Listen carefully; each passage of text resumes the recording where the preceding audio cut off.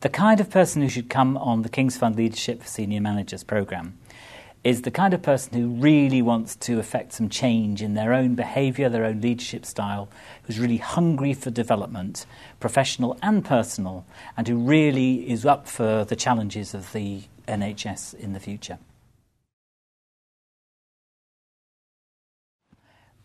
Leadership for Senior Managers at the King's Fund is almost the opposite of an academic programme. I don't mean that you leave your brain outside the door. You're going to need all your intelligence on the programme.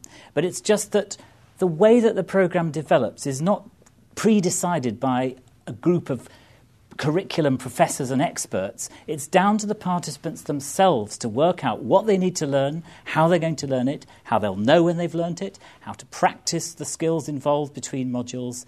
It's a curriculum for which the participants take responsibility for their own learning and co-responsibility in the learning community which is established for each other's learning.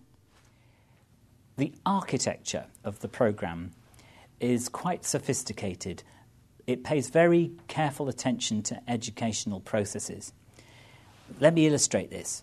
If we tried to ask the participants to do in the first module of the programme what we asked them to do 4 months later in the last module of the programme, they would not be able to even think about doing it. So each week of the programme presupposes the learning of the previous weeks. It's sequential, organic if you like. So the learning accumulates across the modules of the programme and is reinforced by the experiments that the participants take back to the ranch and work on back at the workplace and bring back for review in the subsequent modules.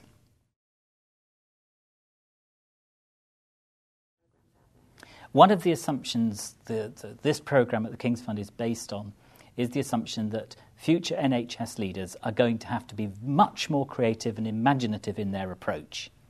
One of the things we do to help them do that is to become arts companies for a week at a medieval manor house in Devon. They work with film, they make a film, they work with music, they work with theatre. You wouldn't believe the discoveries they make about themselves that they can actually do this. And the crossover to work is that it means they can bring creative and imaginative solutions to complex problems that before they wouldn't have occurred to them. They haven't exercised that creative and imaginative part of their leadership, and as a result of this programme they now can. And they report back even sometimes 2 or 3 years afterwards that it's made a huge difference to their whole approach to problem solving.